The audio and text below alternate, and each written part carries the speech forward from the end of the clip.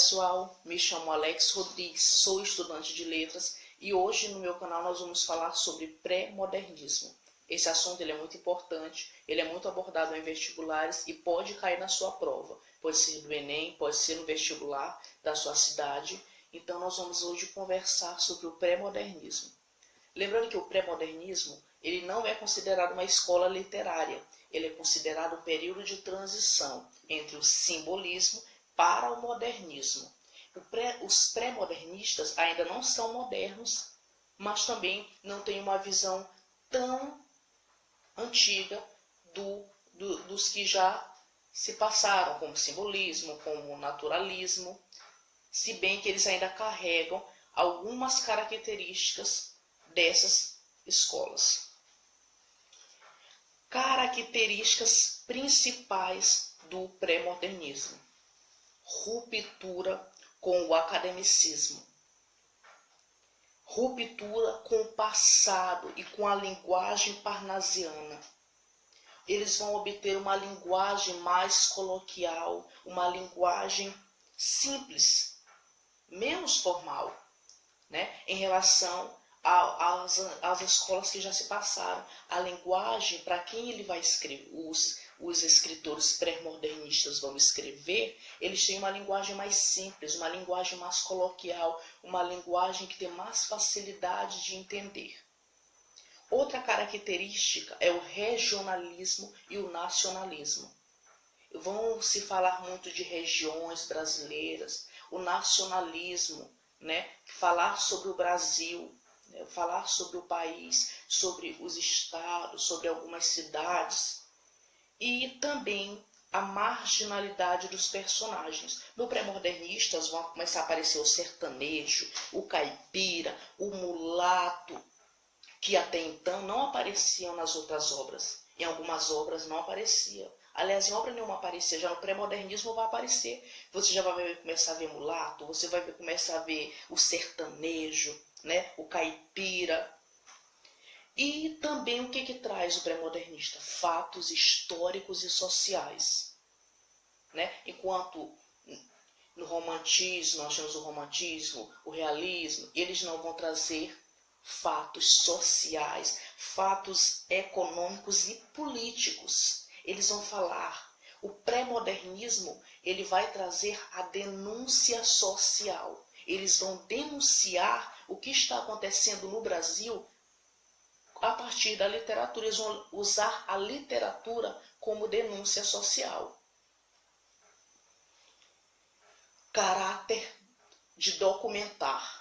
O caráter documental é o que eles vão trazer. É como se eles estivessem documentando alguma coisa. É o que nós vamos falar daqui a pouco com Euclides da Cunha, né? Na sua grande obra Os Sertões.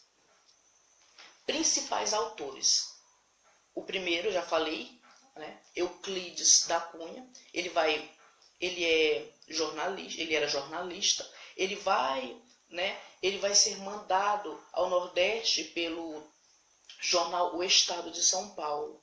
E ao chegar, ele vai perceber, e justamente ele vai ser mandado, claro, para escrever um artigo sobre a revolta de Canudos, né, que está acontecendo. E ele vai perceber que não só um artigo, né, para escrever, um artigo não chega perto da grandiosidade do que está acontecendo. É aí que ele vai escrever a sua grande obra, que é o Canudos. Inclusive, eu indico para que vocês possam ler.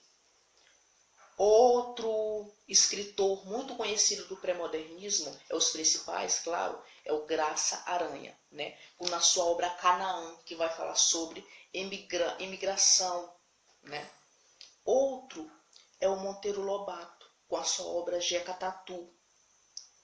E também Lima Barreto, falando sobre o triste fim de Policarpo Quaresma. Entre muitas dessas obras que eu falei, eu indico muito que você leia O Triste Fim de Policarpo Quaresma. É uma obra muito interessante, é uma obra fácil de ler, fala sobre o nacionalismo de Policarpo Quaresma e ele vai ter um triste fim. Eu peço que você leia, não vou dar muito spoiler, não vou falar muito dos personagens, eu vou te indicar para ler, tá, pessoal? Então, como eu já falei, ele não é visto como uma escola literária. Grifa bem isso. Por que ele não é visto como uma escola literária? porque ele ainda recebe influências do seu passado, das obras que passaram, mas também ele já demonstra características modernistas dessas que ainda estão por vir. Lembrando que esse pré-modernismo, essa transição começa em 1902. E nós vamos ter o que em 1922? A Semana da Arte Moderna. Então, como eu já falei, o pré-modernismo ele vai trazer a crítica social. E o que vai se dar a partir disso? Na Europa, eles estão vivendo na Belle Époque, que é grandes invenções tendo na Europa, é criação de telefone, é de carro movido a motor, lâmpada elétrica. Então, na Europa, eles estão vivendo um ótimo momento. E eles vão ver que aqui no Brasil é o contrário disso. Enquanto na Europa estão vivendo bons momentos, de construção, de evolução, de invenções, aqui no Brasil nós estamos vivendo um período muito difícil. Lembrando que este período também é lembrado o período, para que você que estuda história, e inclusive eu te indico para você detalhar mais esse assunto, que pode cair no seu vestibular, que é o quê? A República Café com Leite. O que a República Café com Leite estava acontecendo nessa época? Uma hora o presidente saía de São Paulo, representando o café, e uma hora era de Minas, representando o leite. Então era o tempo todo, tendo esse movimento. Primeiro eram de São Paulo, depois eram de Minas, depois eram de São Paulo, eram de Minas, e o povo estava vivendo isso. E também nós estávamos tendo aqui no Brasil muitas revoltas. Por exemplo, no Rio de Janeiro, a revolta da vacina, a revolta da chibata. E é a partir disso, e lembrando a revolta da chibata em Rio de Janeiro, se lembra de Lima Barreto. Ele vai ser percussor, ele vai escrever muito, sobre os subúrbios do Rio de Janeiro. Pessoal, lembrando que no pré-modernismo, cada escritor tinha sua característica própria. Cada um escrevia e tinha seus próprios modelos de escrita. Cada um escrevia aquilo que quisesse de uma metade. Se bem que algumas obras elas se equiparam um pouco, mas isso não é regra, Isso não é via de regra. E principalmente os autores,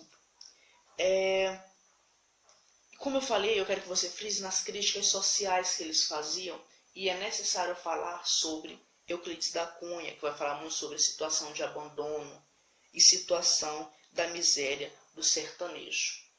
Eu indico as obras para vocês. Eu espero que esse vídeo principalmente tenha te ajudado, a tirar algumas dúvidas pré-modernistas, e que você venha escrever essas obras que eu indiquei para que você possa ler e que possa te ajudar no seu vestibular.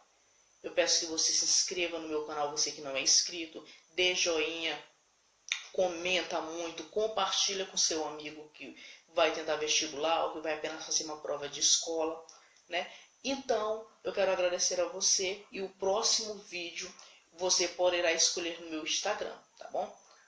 Um grande abraço. Tchau, tchau. O link do meu Instagram estará disponível na descrição do vídeo.